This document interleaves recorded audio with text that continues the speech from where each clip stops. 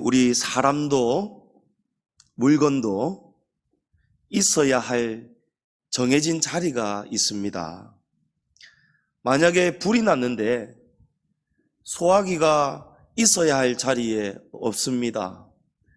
보이지가 않습니다. 여러분 어떻게 되지요? 소화기를 찾는 사이에 불이 더 번져버리는 거예요.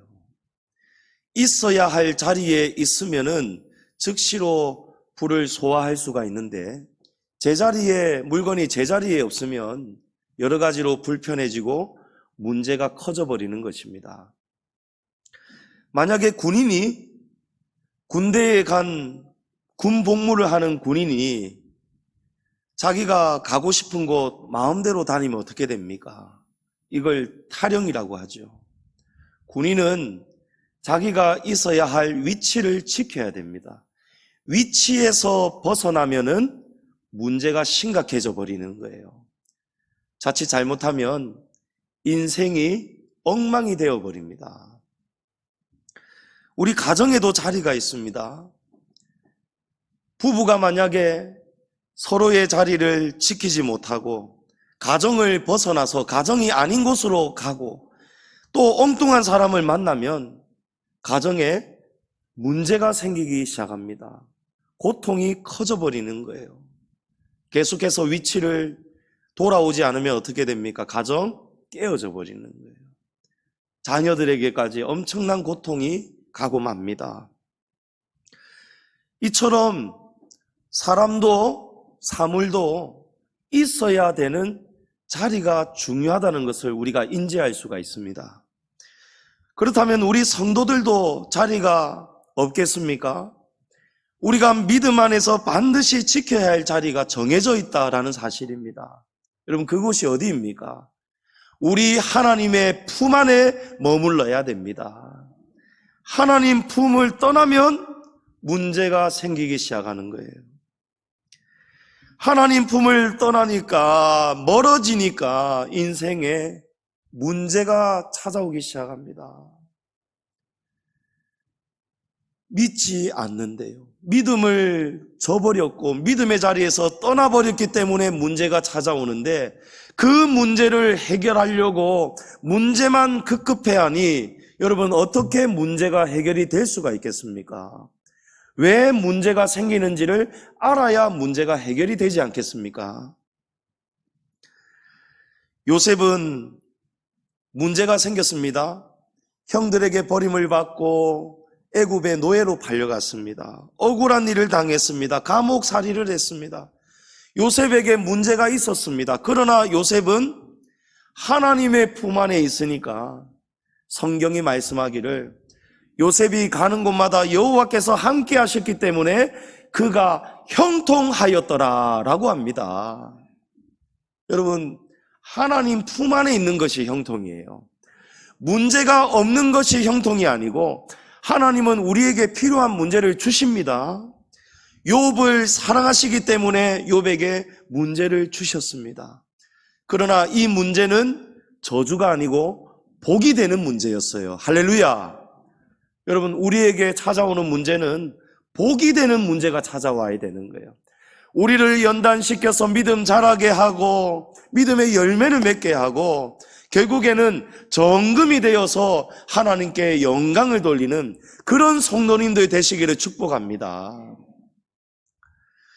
요셉이 항상 하나님의 품 안에 있으니까 하나님이 요셉의 삶을 책임져 주셨습니다.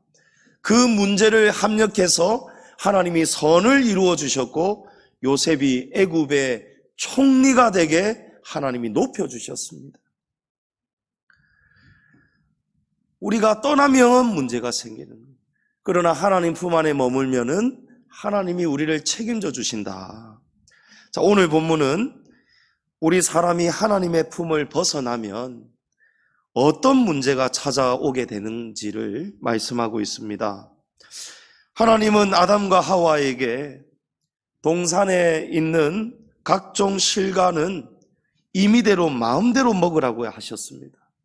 그 대신에 동산 중앙에 있는 선악을 알게 하는 나무의 열매만은 절대로 먹지 말아라고 말씀하셨어요. 먹는 날에는 정령 죽으리라 하셨습니다. 그런데 사단이 뱀의 모습으로 찾아와서 유혹을 합니다. 선악과를 먹으면 죽는 것이 아니라고 유혹합니다.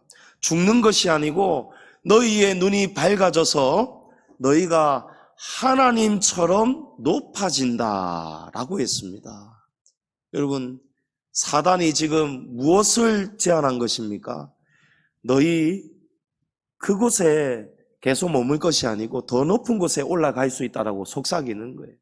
이 선악과를 먹으면 하나님처럼 될 수 있다는 거예요. 하나님의 자리까지 올라갈 수 있다라는 것입니다.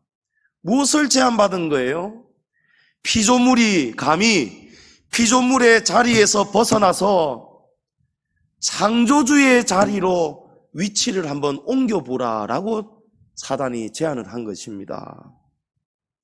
안타깝게도 아담과 하와는 이 말을 듣고 선악과를 먹게 됩니다. 바로 이때로부터 인간이 제 자리를 벗어나게 된 거예요. 여러분, 우리는 지금 제자리를 벗어나 있는 죄인들입니다. 피조물의 자리에서 이 선악과를 잘못 먹음으로 인해 가지고 우리가 절대로 가서는 안 되는 선을 지금 넘어버렸습니다. 어떤 선을 넘어버렸습니까? 선악과를 먹어버렸단 말이에요. 선과 악을 판단하시는 분은 창조주이시며 통치자이신 하나님 한 분밖에 계시지가 않는데, 우리가 선악과를 먹는 순간부터 우리가 지금 부끄러움도 알게 되고 죄도 알게 되고 무엇이 선하고 악한지를 우리 각자가 전부 다 이 통치자의 지팡이를 지금 쥐고 있는 것입니다. 전부 다 하나님처럼 지금 높아져 있는 거예요. 실제로는 하나님처럼 높아질 수가 없는 데에 우리가 저주를 받아가지고 진짜 선이 무엇인지 알지도 못하면서, 진짜 악이 무엇인지 알지도 못하면서 자기가 기준이 되어서 전부 다 선악을 판단하고 있는 것입니다. 8절에 범죄한 아담과 하와는 하나님이 부르시는 소리를 듣고 어떻게 합니까? 하나님의 낯을 피하여 동산나무 뒤에 숨어버렸어요. 이전에는 하나님과 사람이 얼마나 화목했는지 모릅니다.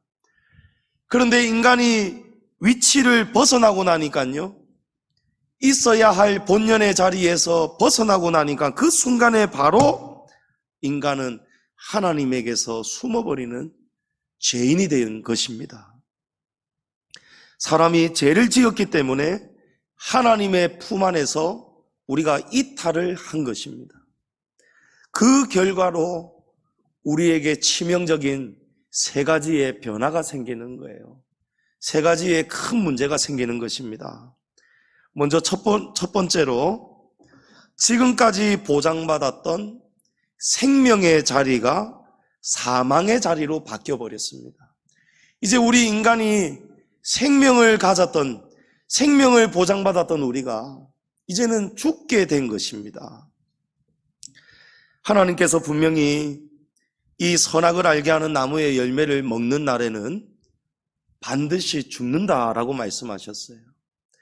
근데 지금 아담과 하와는 죽지 않고 살아 있습니다. 살아 있으면서 하나님이 찾으시니까 지금 동산 나무 뒤에 지금 숨어 있습니다. 숨을 쉬고 있습니다.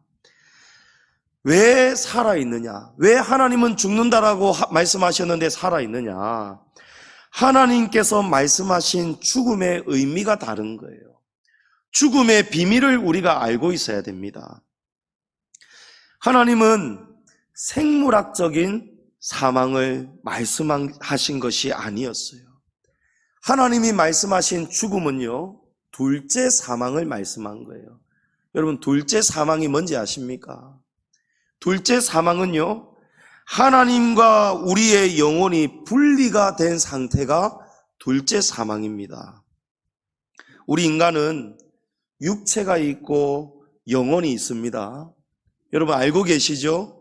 우리는 육체가 있고 영혼이 있습니다. 육체가 죽는 순간에 우리의 영혼이 육체로부터 어떻게 됩니까? 분리가 됩니다. 영혼이 빠져나와 버리는 거예요. 내 육신이 누워있는 것을 뻔히 보면서 죽음을 체험했던 사람들이 다 이런 증언을 하지 않습니까? 나는 여전히 살아있는데 죽은 내 육신을 보면서 나는 지금 살아있는 나는 어딘가로 높은 곳으로 올라가더라는 거예요. 여러분, 그것이 바로 육체와 영혼이 분리가 되는 때에 일어나는 일입니다. 우리가 이 영혼이 죄로 인해서 하나님께로부터 분리가 된 상태, 그 상태로 우리가 만약에 하나님의 심판 앞에 서게 된다면 그 영혼은 하나님께 지금 분리가 된 상태이기 때문에 하나님의 나라에 들어갈 수가 없습니다. 그래서 그 영혼은 어디로 갑니까? 영혼이 멸망받는 지옥으로 갈 수밖에 없는 거예요. 이것이 영적인 사망이고 둘째 사망입니다.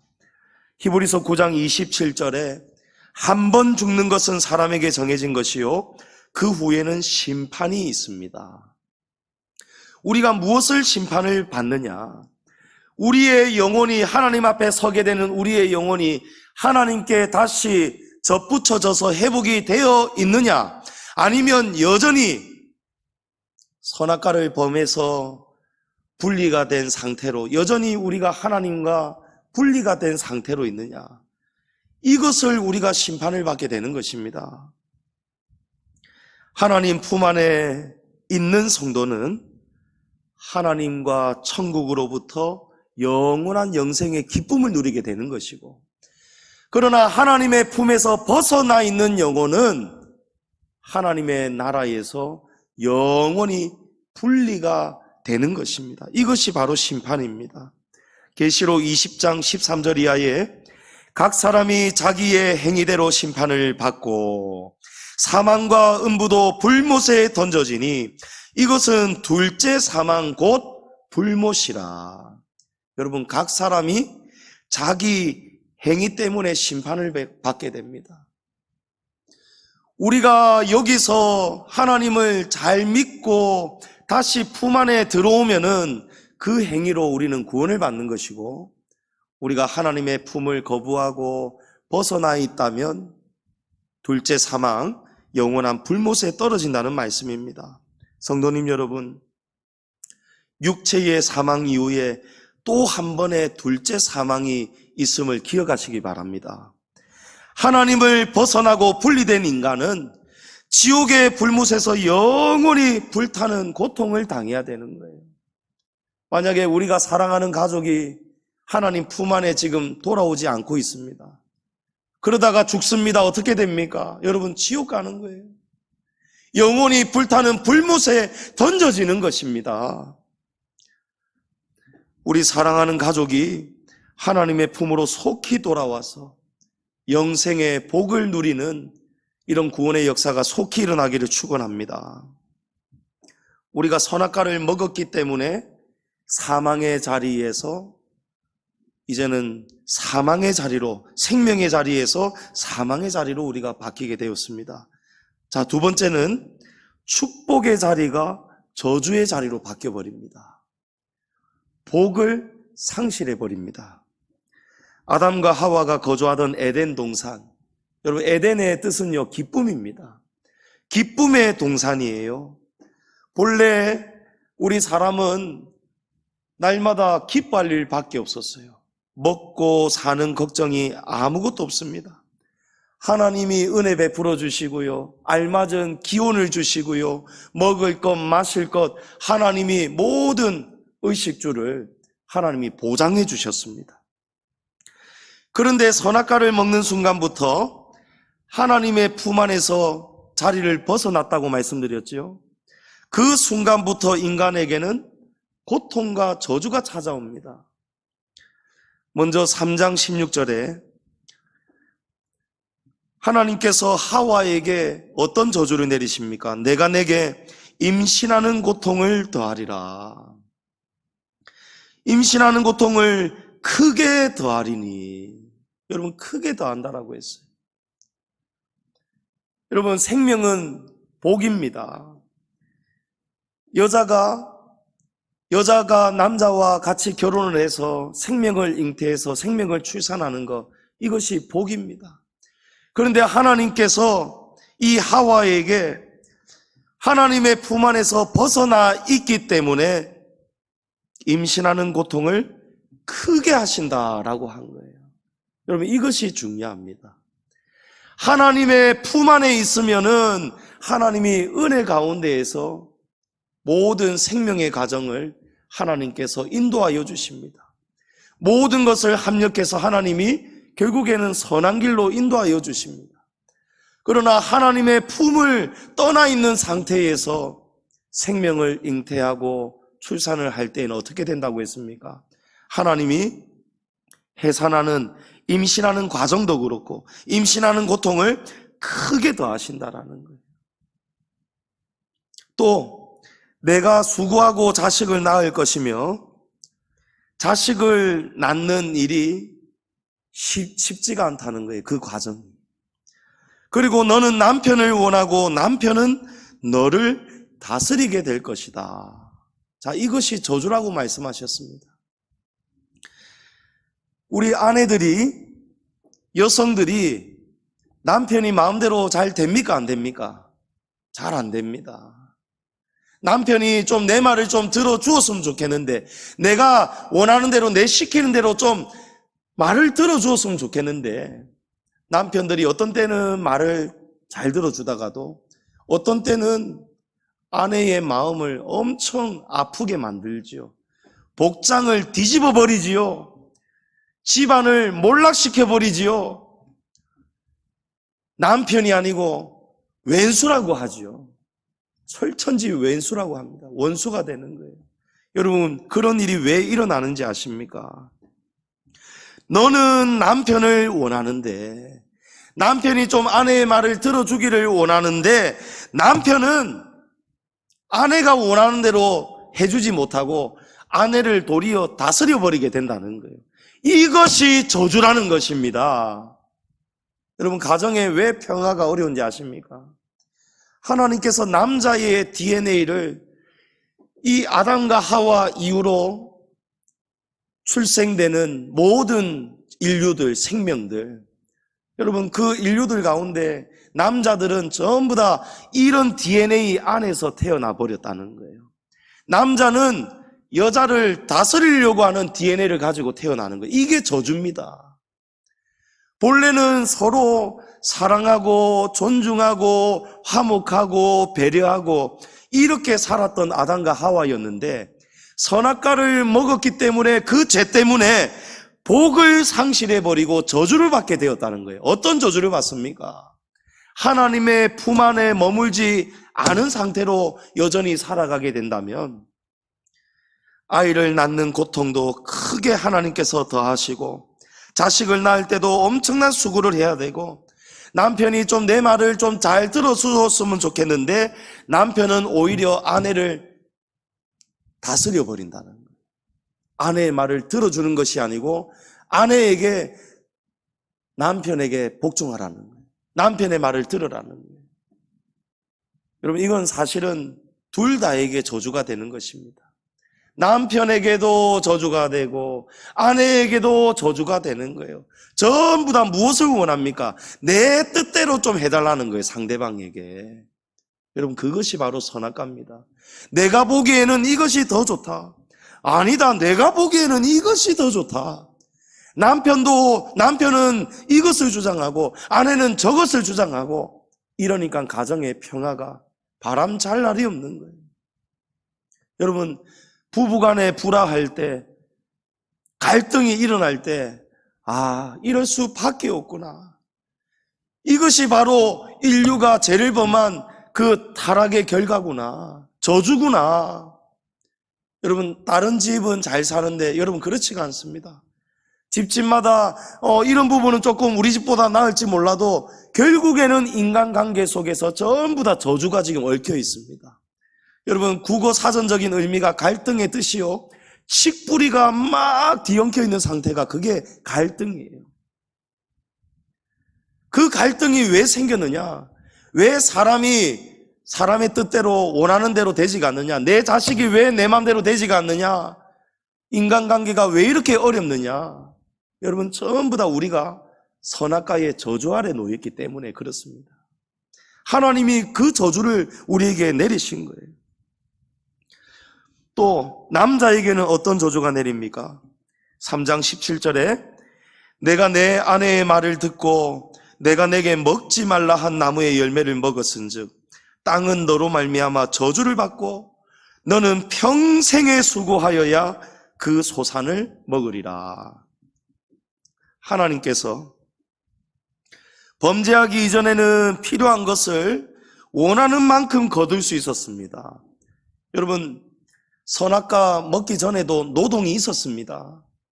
하나님께서 동산에 있는 각종 열매, 오곡들, 그런 거는 마음대로 하라고 하셨어요. 마음대로 거두라는 거예요. 무엇입니까? 노력하면 노력한 만큼, 수고하면 수고한 만큼 다 가질 수가 있었어요. 부족함이 없었습니다. 그런데 이제 인간이 선악과를 먹고 나니까요, 피조물의 위치를 벗어나서 하나님처럼 선악을 알게 되고 판단하게 되는, 이탈을 하게 되는 순간부터 어떤 저주가 내리느냐? 땅이 저주를 받는다는 거예요. 우리 인간 때문에 이 땅까지 하나님이 저주하신 것입니다. 그 땅이 저주를 받아서 어떻게 됩니까? 땅이 가시덤불과 엉겅퀴를 내게 된다라는 것입니다. 그것 때문에 여러 가지 방해를 받아가지고 농사 짓고 열심히 수고했는데도 거두어지지가 않는 거예요. 잘 살아보겠다고 아무리 힘쓰고 애를 써보지만 별의별 문제와 사고가 다 생기고 우환이 끊이지가 않는 거예요. 여러분, 잘 들으셔야 됩니다. 노동이 지금 우리가 현재의 삶을 살아가는 가운데 이 노동은요, 복이 아니고 하나님께서 저주로 내리셨다라는 것을 기억하셔야 돼요. 그 이전의 노동은 복이었습니다. 하면 하는 만큼 다 가질 수가 있었어요. 수고한 만큼 보람이 있었어요. 다 거두었습니다. 그런데 하나님이 남자에게 이제는 저주를 하시는 거예요. 이제는 종신토록 수고하고 땀을 흘려야만 얻을 수가 있는데, 그 얻는 것도 원하는 만큼 쉽게 얻을 수가 없게 된다라고 하나님이 말씀하셨어요. 자, 그러면 노동은 두 가지의 전제를 우리가 알고 노동해야 됩니다. 노동은요, 불로소득이 아니라는 거예요. 노동은 그에 합당한 대가가 따라가야 된다라고 하나님이 정해놓으셨습니다. 종신토록 수고해야 된다는 거예요. 자, 이것은 무조건 육체적인 노동만을 말하는 것은 물론 아닙니다. 정신적인 노동도 노동이지요. 어쨌든 사람이 가만히 앉아가지고 요행을 바래서는 안 된다는 거예요. 일하지 않으면서 로또 복권 사가지고 거기에 노동이라고 올인하면 안 된다는 거예요. 그렇게 살다가는 인생이 어떻게 됩니까? 망해버리는 거예요.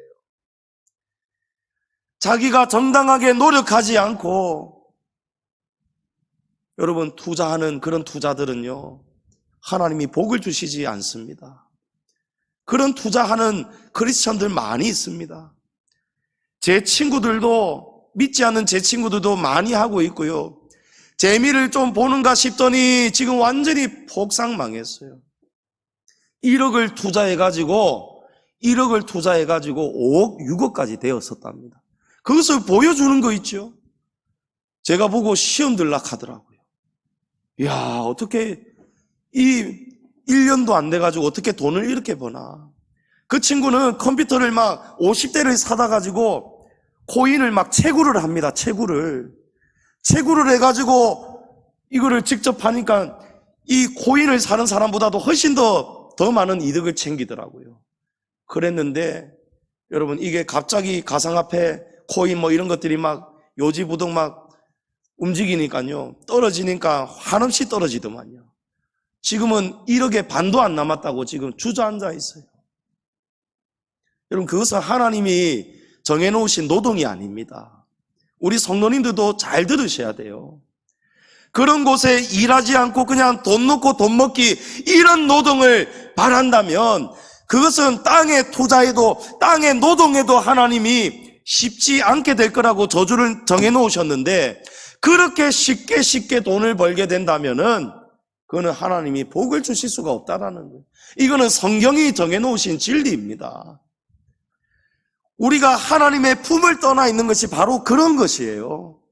하나님의 말씀은 이렇게 살아야 된다라고 말씀하시는데 우리는 어떻게 삽니까? 내 선악대로 살아요.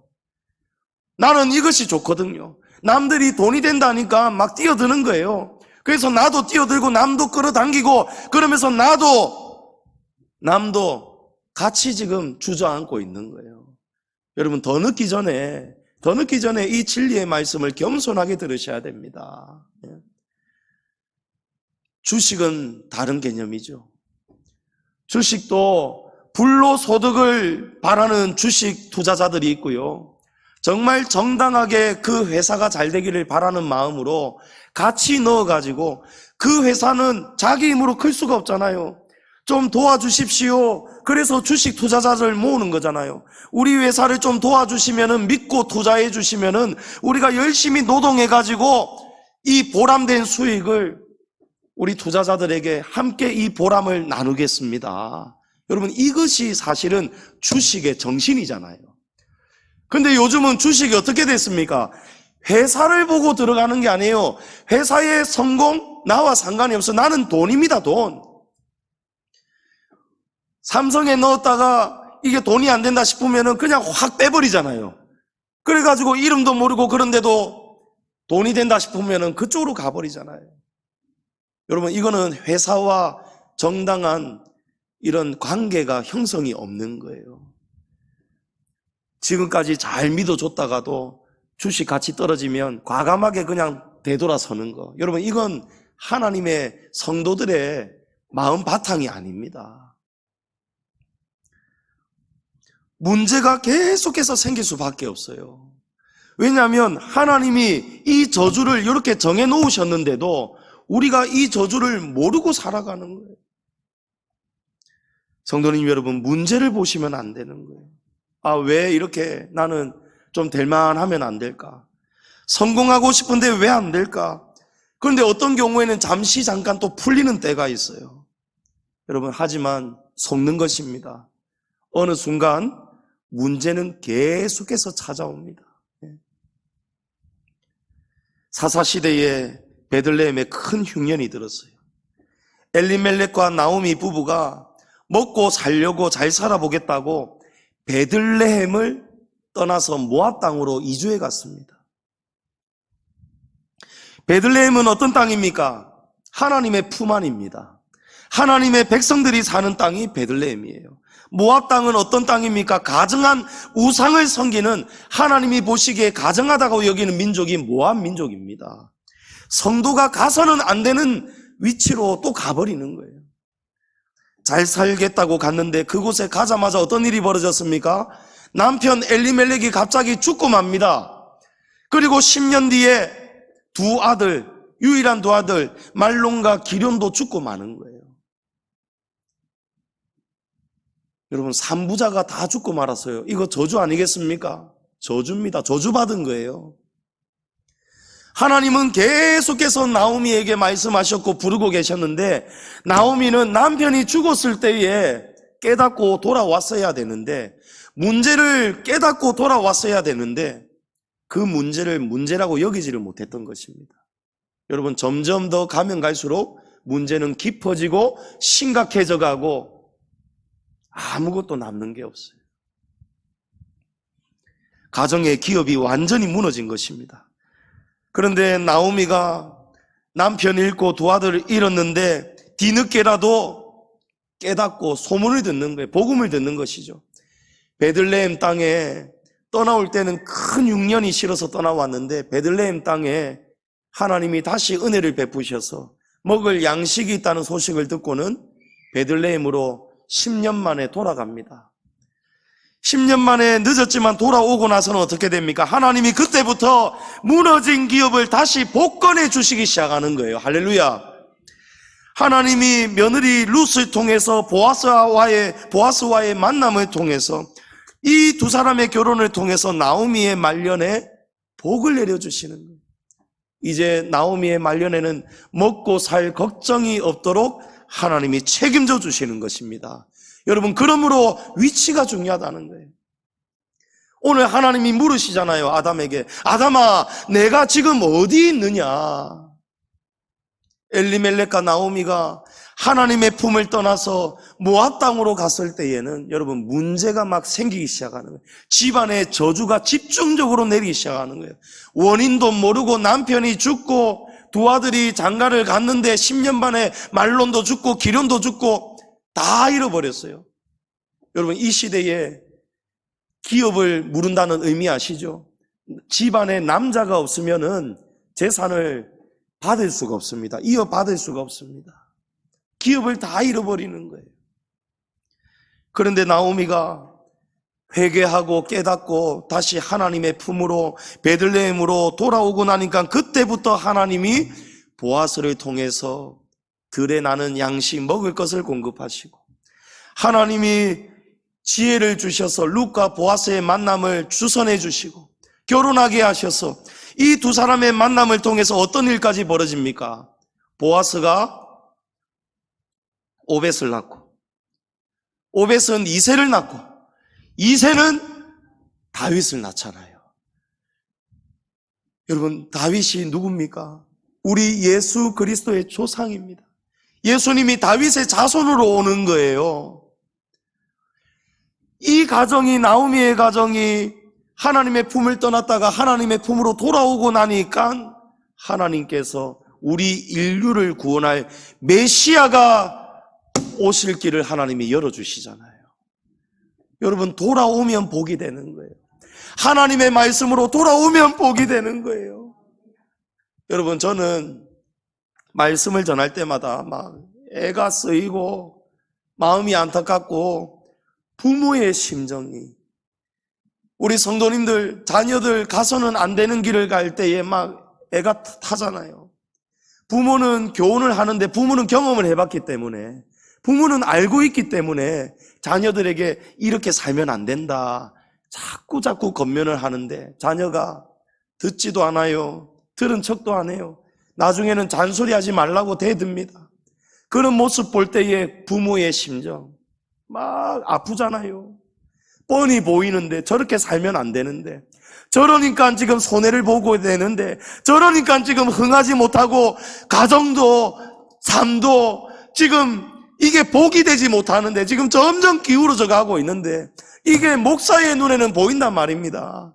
부모의 눈에 보이는 것처럼 목사의 눈에 보인단 말이에요. 그러니까 제가 막 애가 타는 거예요. 그래서 애가 타다가 보니까 제가 여러분에게, 성도들에게 읍소한다는 것이 정말 성도들이 복을 받기를 바라는 마음에서 정말 진심으로 제발 좀 알아들어 달라고, 하나님의 말씀을 제발 좀 듣고 이제는 모압에서 떠나서 베들레헴으로 우리 돌아갑시다, 이런 말씀을 제가 매주마다 지금 전하다가 보니까 저는 저대로 진이 다 빠지고 마음이 참 너무 안타깝고, 또 우리 성도들에게는 그것이 혹시라도 참 듣기 힘들고 책망으로 들릴까봐 또 제가 조심이 되는 거예요. 성도님 여러분, 사랑으로 이 말씀을 꼭 받아주시기 바랍니다. 사람의 말이 아니고 하나님의 말씀입니다. 하나님은 가정은 이렇게 해야 되고 노동의 정신은 이렇게 해야 되고 하나님이 말씀하셨어요. 그런데 우리가 하나님의 품으로 들어오지도 않으면서 하나님이 내린 저주 그 반대로 가버리고 있으니 어떻게 가정이 잘 살 수가 있겠으며 어떻게 우리가 손을 대는 사업에 복을 받을 수가 있겠느냐 말이에요. 하나님이 기뻐하시는 기업과 삶과 노동과 가정을 꾸려가시기를 축복합니다. 여러분, 모든 문제와 고통 원인이 어디에 있습니까? 위치에 있어요. 네가 지금 어디에 있느냐는 거예요. 마지막 셋째로, 영광의 자리에서 수치의 자리로 바뀌어버립니다. 본래 하나님도 영광 받으시고 우리 사람도 이 땅을 정복하고 다스리고 땅에 충만하라, 영광의 복을 주셨어요. 그런데 사람이 존재가 추락을 해버려요. 수치와 타락으로 추락을 해버립니다. 본문 7절에 이에 그들의 눈이 밝아져 자기들이 벗은 줄을 알고 무화과 나무 잎을 엮어 치마로 삼았더라. 여러분, 눈이 밝아졌다는 것은 똑똑해졌다, 지혜로워졌다는 것이 아니에요. 죄를 알게 되었다는 거예요. 그 전에 보지 못했던 것을, 부끄러운 것을 이제 알게 되었다는 거예요. 죄를 알게 되니까 수치를 느끼고 부끄러움을 느끼면서 죄의식이 우리 안에 들어와 버렸습니다. 이 죄의식은요, 사람의 몸과 마음을 병들게 만들어 버립니다. 죄는 우리 정신에 지워지지 않는 괴로움을, 치욕을 가져다 줍니다. 우리를 집요하게 괴롭힙니다. 가룟 유다 보십시오. 가룟 유다가 스승인 예수님을 배신하였다가 나중에는 그 죄책감 때문에 얼마나 죄책감이 괴롭고 힘들었는지 어떻게 해요? 목매달아 자살하잖아요. 그랬다가 떨어져가지고 몸이 그냥 땅에 떨어지면서 충격이 나면서 창자가 다 터져 나오잖아요. 사람이 비참해지는 거예요. 사람을 자꾸 괴롭게 하는 거예요. 여러분, 죄를 지으면서 기쁜 사람 누가 있습니까? 죄를 짓고 난 다음에 더 괴로워지죠. 내가 왜 그랬을까? 내가 왜 그랬을까? 여러분, 그게 전부 다 선악과의 저주입니다. 선악과의 죄의식은요, 정죄하게 합니다. 내가 내 자신을 정죄하고요, 내가 다른 사람을 정죄합니다. 다른 사람이 나를 정죄합니다. 사람이 선악과를 먹기 전에는 서로 손가락질이 없었습니다. 누구 탓을 하지 않았습니다. 너 때문이야. 하와 보십시오. 아니, 아담 보십시오. 아담아, 너 왜 먹었느냐 하니까 하나님 탓을 하지요. 하나님이 내게 만들어주신 이 여자 때문에 내가 먹게 되었습니다. 하나님 탓을 하고 여자 탓을 하는 거예요. 하와는 누구 탓을 합니까? 저 뱀 때문입니다. 전부 다 선악과가 나가기 시작하는 거예요. 에덴 동산에 정죄가 없었고 비판이 없었습니다. 그런데 선악과를 먹고 나니까 사람이 전부 다 자기 기준으로 살아요. 그것이 바로 자아입니다. 자아. 세상 말로는 고집이라 표현하기도 합니다. 전부 다 자기 고집이 있어요. 자기 기준이란 말이에요. 아니다, 틀림없다, 이것이 옳다. 여러분, 이런 기준이 선악과입니다. 이 옳고 그르다의 기준은요, 성경에 보면 하나님께 있다라고 했어요. 원수 갚는 것이 하나님께 있겠다고 했어요. 내가 갚으리니 너희는 서로 함부로 정죄하지 말라고 말씀하셨어요. 그런데 우리가 이 말씀을 알면서도 우리 모습은 어떻습니까? 서로를 판단하지요. 저 사람 좋은 사람, 저 사람 나쁜 사람. 부부간에도 다툼이 멈추지 않는 이유가 무엇입니까? 선악과의 저주 때문이라고 말씀드렸습니다. 전부 다 자기가 옳고 그르고 판단하는 거예요. 어린 아이도 태어나는 순간부터 저주 아래 태어나는 거예요. 아이도 싫어! 이래버리잖아요. 자기가 옳다는 거 고집하잖아요. 그거 막아버리면 울어버리잖아요. 여러분, 이게 전부 다 인류의 아픔입니다. 이게 선악과의 저주 때문입니다. 사람 탓이 아니고요, 자식 잘못 낳았다, 엉망인 자식 내가 잘못 낳았다가 아니고, 나도 저주받았고 너도 저주받았고 우리 다 저주받았기 때문에 그런 거예요. 그래서 성경은 서로 불쌍히 여기라고 말씀하는 거예요. 서로 불쌍히 여기라는 거예요.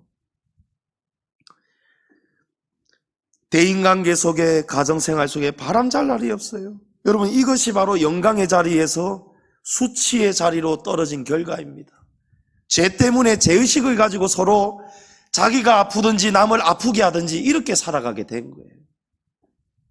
제가 선악과를 범한 사람이 하나님의 품을 벗어난 결과가 어떤 문제가 왔느냐, 이 세 가지를 말씀드렸어요.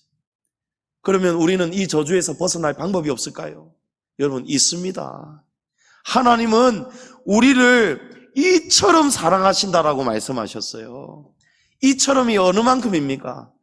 하나뿐인 독생자 아들의 목숨을 죽이실 만큼 아들의 목숨보다도 우리를 이처럼 사랑하신다고 말씀하셨어요. 우리에게 회복할 길을 주십니다. 창세기 3장 15절에 하나님께서 복음을, 가장 최초의 복음을 선포하시는데요. 내가 너로 여자와 원수가 되게 하고 내 후손도 여자의 후손과 원수가 되게 하리니 여자의 후손은 내 머리를 상하게 할 것이요 너는 그의 발꿈치를 상하게 할 것이니라. 자, 이 말씀은 하나님이 뱀에게 하신 말씀입니다. 사단에게 하신 말씀이에요. 하나님이 어떻게 된다는 것을 말씀합니까? 내가 너로 여자의 원수가 되게 할 것이다. 사단은 이제 여자의 후손과 원수가 됩니다. 또 이 여자의 후손이 오면 여자의 후손은 사단의 머리를 상하게 만듭니다. 그러나 사단은 그의 발꿈치를 물게 된다고 합니다. 그럼 여기서 여자의 후손은 누구를 말씀합니까? 예수 그리스도십니다. 이 사단이 발꿈치를 문다는 것은요, 예수님 십자가의 죽음을 의미하고요, 예수님께서 사단의 머리를 깨뜨리신다는 것은요, 사단을 이기시고 사망을 이기시고 우리가 받았던 이 세 가지의 저주를 예수님이 다 깨뜨리시고, 할렐루야, 예수님의 부활로 새로운 생명을 우리에게 주신다는 말씀입니다. 하나님께서 창세기 3장 20절 이하에 보면요, 아담이 그의 아내의 이름을 하와라 불렀습니다. 여러분, 순서를 잘 보십시오. 아담과 하와가 죄를 지었습니다. 죄를 짓고 나니까 자리에서 이탈하죠. 하나님 앞에서 숨죠. 동산나무 뒤에 숨죠.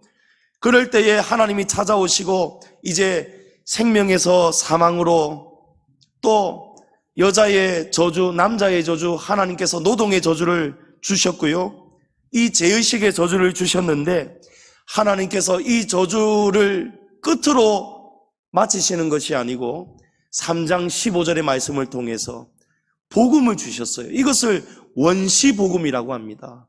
인류 최초의 복음이에요.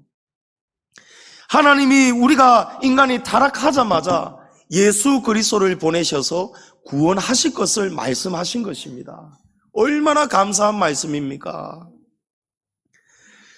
아담과 하와가, 아담이 이 복음을 들었습니다. 여러분, 복음은 들으면 어떻게 해야 됩니까?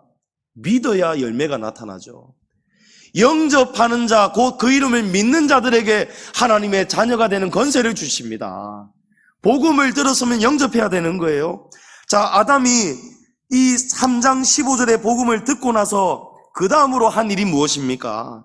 3장 20절에 아담이 그의 아내의 이름을 하와라 불렀으니 그는 모든 산자의 어머니가 됨이더라. 그리고 그 다음에 어떤 사건이 일어나죠? 이제 마지막입니다. 여호와 하나님이 아담과 그의 아내를 위하여 가죽옷을 지어 입히시니라. 여러분, 이 순서가, 이 창세기 3장이 저와 여러분에게 복음 중에 복음이에요. 정말 복음 중에 복음이에요. 아담이 하나님의 복음을 듣고, 원시복음 3장 15절 말씀을 듣고 아내의 이름을 처음으로 지어준 거예요. 그전에는 여자라고 불렀습니다. 이제 여자의 이름을, 아내의 이름을 하와라고 불렀어요. 여러분, 하와의 뜻이 무엇입니까? 조금 좋은 성경 가지고 계시는 분은 각주가 딱 달려 있을 거예요. 하와의 뜻이 뭐라고 성경에 되어 있습니까? 뭐라고요? 생명. 하와의 뜻은 생명이에요. 이 하와의 이름을 왜 생명으로 아내의 이름을 지었느냐? 아담이 복음을 믿은 것입니다. 지금 우리는 비록 저주 아래 있지만, 우리가 지금 이런 저주 아래 살고 있지만, 여자의 후손이 오셔서 우리를 사망에서 다시 영원한 생명으로 우리를 구원해 주실 것이라는 그 복음을 아담이 믿었던 것입니다. 그래서 그 구원의 복음을 믿는 고백으로 아내를 생명으로 부른 거예요. 생명으로. 다시 말해서 아담이 여자의 후손이 오셔서 생명을 주실 것을 믿습니다. 이 고백으로 드리는 것이 바로 하와입니다. 그러니까 하와라고 부른다는 것은요, 아담이 나는 예수 그리스도를 믿습니다. 나는 전능하신 하나님, 천지의 창조주를 믿습니다. 나는 그의 유일하신 아들, 우리 구주 예수 그리스도를 믿습니다. 이 고백과 똑같은 고백을 아담이 드리는 것이 하와예요. 하와. 예수님을 믿는다는 고백을 드린 것입니다. 여러분, 아담과 하와가 이제 다시 자리가 어디로 옮겨지고 있습니까? 예수 그리스도에게로 아담과 하와가 자리가 옮겨지고 있는 거예요. 예수 그리스도를 믿으니까 예수 그리스도는 역할이 무엇입니까? 그는 하나님과 우리 사이에 막혀있는 담을 허무시는 분이라고 했습니다. 허무시고 관계를 회복하십니다. 또 다른 성경을 보면요, 예수 그리스도는 우리를 하나님에게로부터 분리된 우리를 하나님께로 다시 접붙여주는 사람이에요. 접붙여주시는 분이 바로 중보자가 예수 그리스도입니다. 아담이 예수님을 믿는다고 고백했습니다. 하와라고 이름을 지었습니다. 복음을 듣고는 생명을 믿었습니다. 그러고 나니까 하나님이 어떻게 하셨어요? 가죽옷을 지어 입혀주십니다. 무화과 나무 잎을 가지고 만든 치마는 부끄러움을 가릴 수가 없었습니다. 그런데 하나님께서 그 부끄러움을 가려주셨다라고 성경이 말씀합니다. 히브리어로 가린다라는 말은요, 그 뜻이 속죄를 의미합니다. 속죄. 그러니까 하나님께서 이 가죽옷을 입혀주심으로 아담과 하와의 수치를, 부끄러움을 용서하시고 덮어주신다는 거예요. 그런데 이 가죽옷을 하나님이 직접 지어 입혀주셨는데, 이 가죽옷이 나오려면 그 전에 먼저 어떤 일이 벌어져야 됩니까? 짐승이 죽어야 됩니다. 짐승이 죽어야, 희생을 당해야 그 짐승에게서 가죽을 벗겨서 속죄할 수가 있는 거예요. 여러분, 이 죽은 짐승은 누구를 예표할까요? 예수 그리스도십니다. 우리 예수님이신 거예요. 여러분, 예수님이 주시는 이 생명을, 예수님이 스스로 자기의 죽음으로 우리에게 생명을 주셨다는 것을 우리가 오늘 이 복음으로 또다시 우리가 깨닫기를 축복합니다. 하나님께로부터 분리된 인간이 예수 그리스도를 통해서 하나님께 갈 수 있는, 접붙여질 수 있는 길이 열린 거예요. 그래서 예수님이 요한복음 14장 6절에 내가 곧 길이요 진리요 생명이니 나로 말미암지 않고는 아버지께로 올 자가 없느니라. 할렐루야. 성도님 여러분, 예수님께로 나아가야 됩니다. 하나님이 오늘 이제 저와 여러분에게 물으십니다. 아무개 성도야, 아무개야 부르면서 내가 지금 어디에 있느냐라고 물으시는 거예요. 너 인생이 지금 문제투성이지 않느냐? 네가 지금 생명의 자리에 있느냐, 사망의 자리에 있느냐? 내가 지금 복의 자리에 있느냐, 저주의 자리에 있느냐?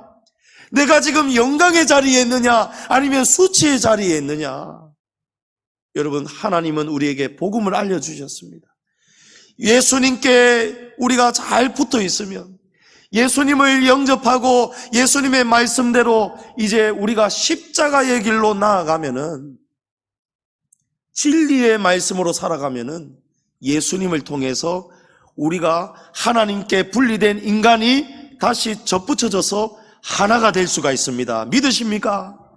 그러면 우리가 하나님과 다시 하나가 되었기 때문에 분리가 되면은 둘째 사망이 있고 저주가 오고 하는 일마다 그릇되고 문제가 생기고 인간이 저주의 인생을 살아가게 되는데, 우리가 예수 그리스도를 믿고 영접하고, 믿어도 여러분 제대로 믿어야 됩니다. 나 예수님 믿는다 말로 하는 믿음, 여러분 믿음 아니에요. 믿음은 순종이 믿음이라고 했습니다. 믿음이 순종이고 순종이 믿음이라고 했어요. 예수님을 제대로 믿는다는 것. 여러분, 사망의 자리에서 생명으로, 저주에서 다시 복으로 오는 방법은요, 여러분, 예수님 말씀대로 순종하고 사는 것입니다. 이제 선택은 우리 성도님들의 몫입니다. 성도님 여러분, 오늘 이 말씀을 듣고 순종하시겠습니까?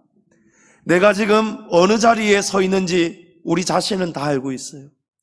내가 지금 예수님 말씀 순종하고 제대로 신앙생활을 하고 있는지, 예배생활, 기도생활, 헌금생활, 가정생활, 내가 하나님 말씀대로 하고 있는지 자기 자신은 속일 수가 없을 거란 말입니다. 성도님 여러분, 자리로 돌아오십시오. 모압에서 베들레헴으로 돌아오십시오. 하나님은 우리를 오늘 부르고 계십니다. 아담아, 어디에 있느냐? 조상우 목사야, 내가 어디에 있느냐? 하나님이 지금 우리를 부르고 계십니다. 성도님 여러분, 하나님의 품 안으로 돌아오시길 바랍니다. 하나님의 품 안으로 돌아오는 길은 예수 그리스도 밖에 없습니다. 우리 길이요 진리요 생명이신 예수님을 제대로 영접하시고 제대로 믿으셔서 우리 가정의 저주, 생명의 저주, 모든 저주는 다 사라지고 하나님이 부어주시는, 하나님이 하늘의 복을 쏟아 부어주시는 그런 복락이 저와 여러분의 삶의, 가정의, 직장과 기업의, 생명에 충만하시기를 주의 이름으로 축원합니다.